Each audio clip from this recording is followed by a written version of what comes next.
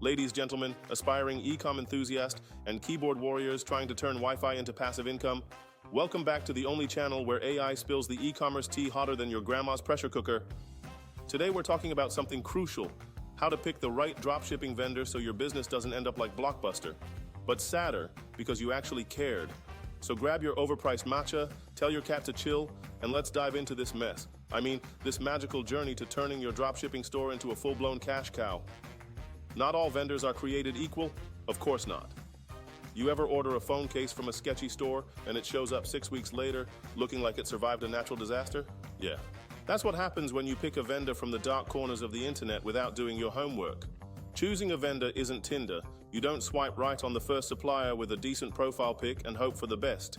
You need reliability. Can they ship stuff on time, or do they ghost you harder than your situationship? Quality control. If your product looks like it fell out of a cereal box, guess who's getting the refund request? Yep, you. Communication. Can they reply without using the same broken English auto-translator from 2007? Red flags.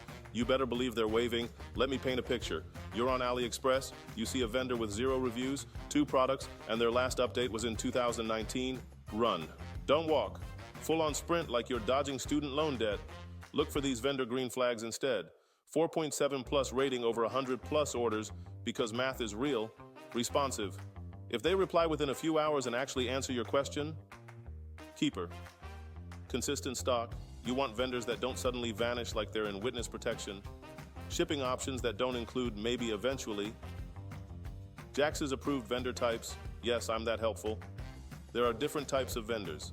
Let me break it down like your bank account after buying a guru course on credit. AliExpress. Yes, it's the Wild West, but if you do the digging, you'll find gold, or at least bronze. Private suppliers, fancy. These are vendors you build real relationships with, like texting without being left on read kind of relationships. Dropshipping agents, these folks source, inspect, and ship products for you. Translation, you pay more, but you also cry less. Print-on-demand vendors, for all my artsy folks who think your Canva designs deserve to be on mugs. Respect. Pro tip, DM your top suppliers with a question, any question. If they respond with okay and a suspicious emoji, next. Pricing games, vendors play. Look, if your vendors' prices are so low they make you suspicious, trust your gut. There's probably a reason. You're not just comparing prices, you're comparing shipping speed, refund policies, return rates, customer service. If you're paying 30 cents less per unit but spending $500 on returns because Karen didn't get her makeup bag, you played yourself. Tools, tricks, and a little stalking use tools like de-essers for managing your AliExpress vendors like a boss. CJ Dropshipping, good variety, decent quality, actual support. AutoDS, automates your sourcing and sends your anxiety levels to 0.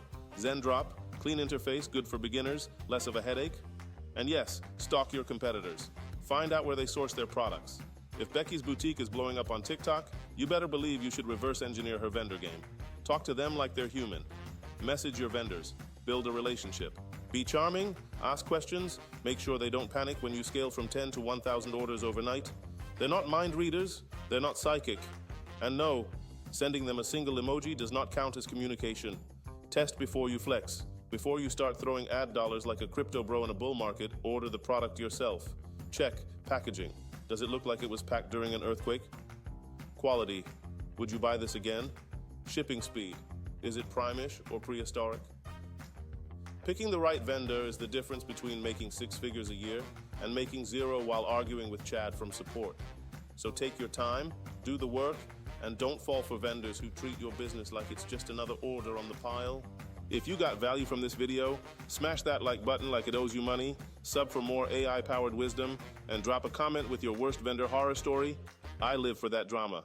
Until next time, stay profitable, stay petty, and remember, if your vendor sucks, so does your business. Peace out. Don't forget to subscribe to the channel.